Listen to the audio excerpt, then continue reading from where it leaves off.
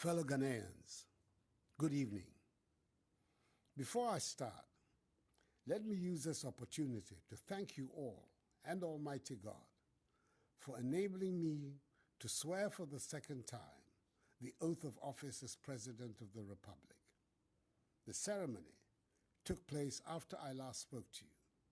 I promise I'll do my very best to live up to your expectations.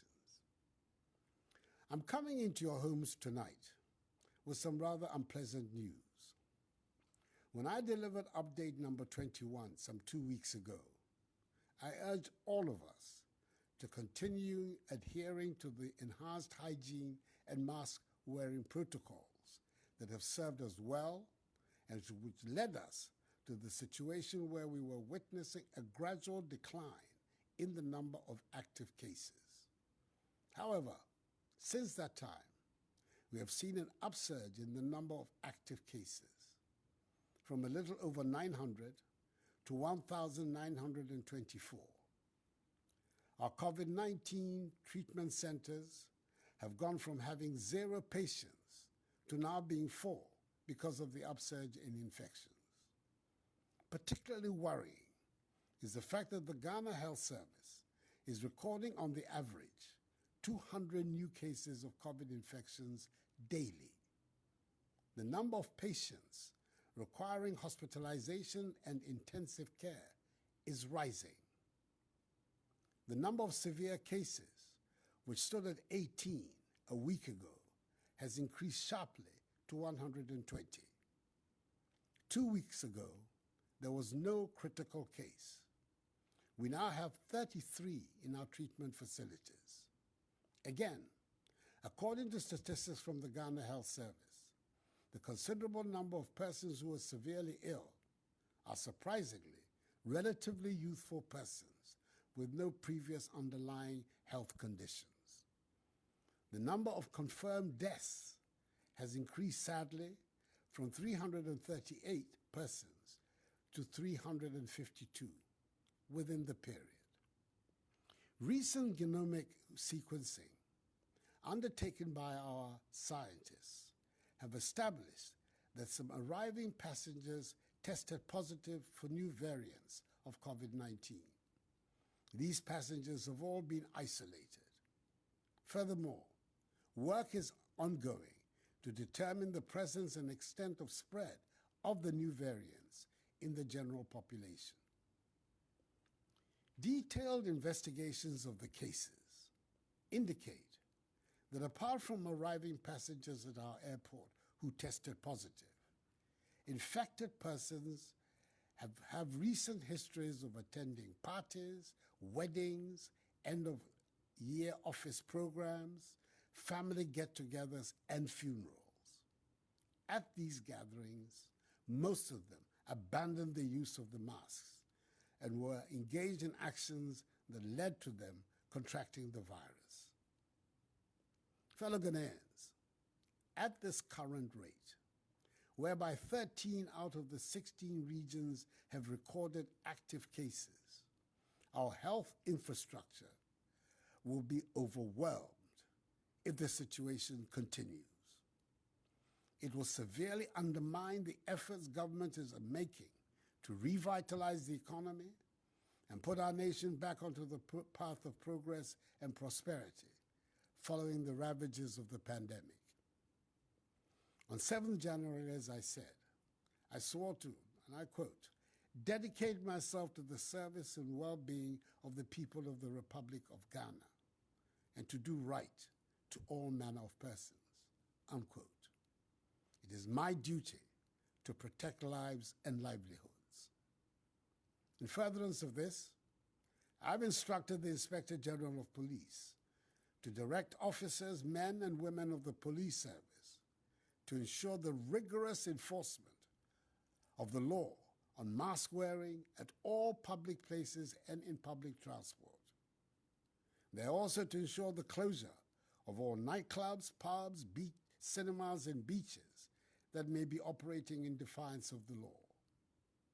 They will be assisted by the other security agencies if need be. Persons in marketplaces, workplaces, and operators of public transport must conduct their activities in accordance with the hygiene and safety protocols. The wearing of masks in these places is mandatory. Regulatory agencies will undertake random checks to ensure conformity with COVID-19 rules. Should any facility or institution fail to comply with these directives, its activities will be immediately prohibited and appropriate sanctions applied.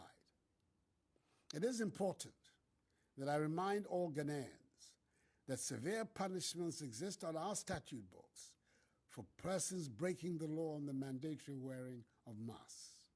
Should anyone be arrested by the security agencies disregarding this directive, that person will be dealt with strictly in accordance with law. We do not want to go back to the days of partial lockdowns, which had a negative impact on our economy and on our way of life. But should that become necessary, that is, should the number of active cases continue to increase at the current rate, I will have no option but to reimpose these restrictions, because it is better to be safe than to be sorry. So together, let us all ensure that we respect the protocols. Government is intensifying its strategy of enhanced 3 T's, i.e. tracing, testing, and treating, to allow us to identify infected persons, isolate them, and treat them. A considerable number of contact tracers are being mobilized to follow up on contacts of all who test positive. All laboratories, public and private, must supply in real time data on all persons tested on the common platform established by the Ghana Health Service. There will be sanctions against laboratories who fail to comply. We've also provided additional logistics, including vehicles, to the Ghana Health Service for the supervision and monitoring of asymptomatic cases being managed from home. Additionally, government is reactivating available treatment and isolation facilities across the country in anticipation of any further increase in infections. The provision of adequate medicines, equipment, and personal protective equipment to enable health workers attend to home-based patients is being effected. Fellow Ghanaians, as our children in kindergarten, primary, junior high school, SHS2 and SHS3 resume school from tomorrow, I wish to reiterate that government has taken the required steps to ensure their safety in school. Heads of institutions, as well as their teachers, have undergone the requisite orientation on guidelines for school reopening during COVID-19 to enable them assist with compliance of students with the protocols. I've been encouraged by the preparations being made by many schools, in some cases with the support of their old Students Association and PTAs, in anticipation of the return on Monday. On our part, government has also undertaken the fumigation and disinfection of schools and the provision of sanitizers, masks, liquid soaps, Veronica buckets, rolls of tissue paper, face shields for learners and staff with hearing impairments, and gloves for caregivers and attendants to schools across the country. All senior high schools have been mapped to medical facilities across the country so that any outbreak of the disease in any such school can be duly contained. Suspected cases in primary and junior high schools will be managed by district health teams through the school health program and the COVID-19 rapid response teams. The world is facing a learning crisis, a crisis that is further worsening inequalities in access to education, with children from poorer homes and communities being worst hit. This learning crisis has serious implications for the future of our country. This is especially worrying for me because I have placed education at the center of the social and economic progress and prosperity of Ghana and of our political stability. That is why, in our attempt to mitigate the impact of the pandemic, the CAP Bus initiative, being administered by the National Board for Small-Scale Industries, has started disbursements to applicants from private educational institutions, many of whom have been hard hit by the pandemic. More disbursements to these institutions are being processed. And I wish to speak directly to the students and children returning to school, and those of you who have already returned. I know that for most of you, 2020 was a very unfamiliar year and presented a setback for your preparation for the future.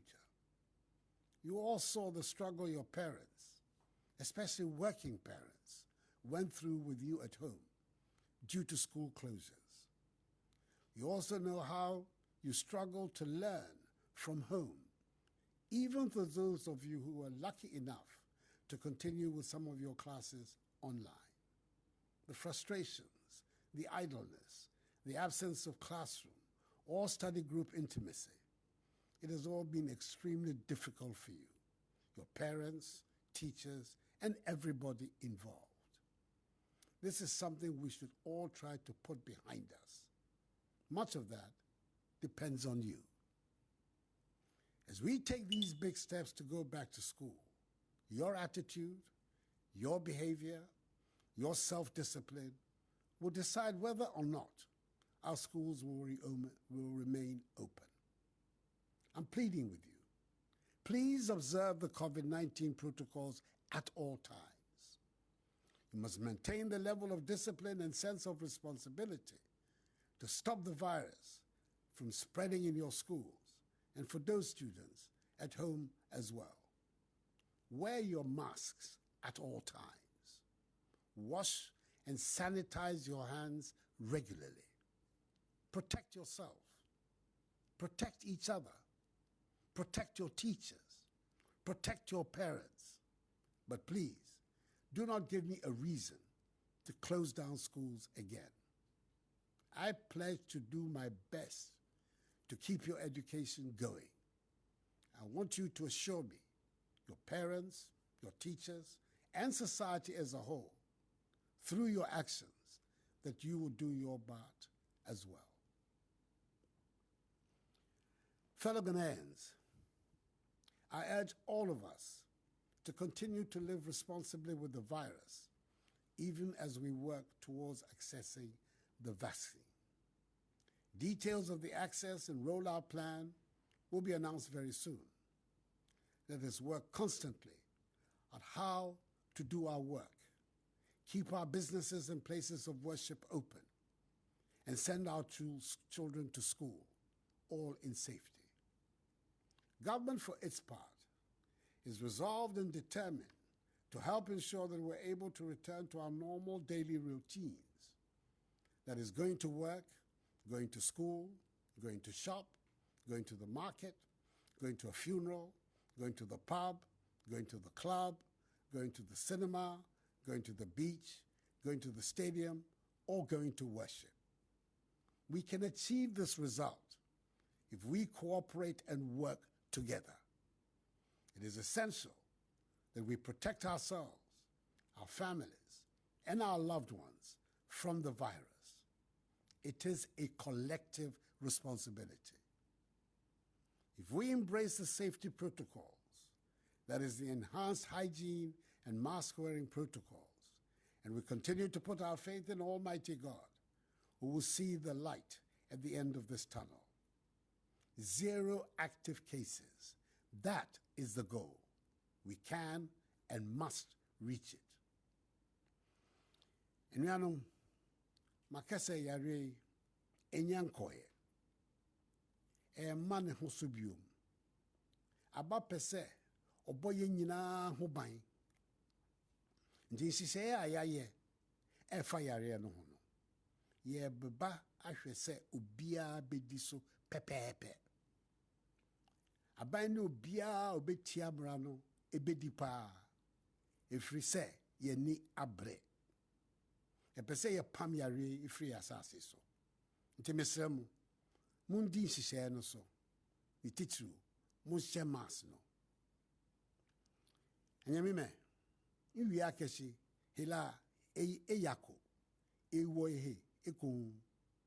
Amlalo, ntao, ni ebu mofia mo he. No ewo, bejiano toni wake fosien. Oba kwe ni mofin mo ketuning pepepe. Amlalo, ke mofia mo ni babu mla bayewa. No min panyefai. Ye ke bejiano toe atuning titri mask we. Fellow Ghanaians, in all sincerity, I repeat that this too shall pass, for the battle is the Lord's. May God bless us all in our homeland Ghana and make her great and strong. I thank you for your attention and good night.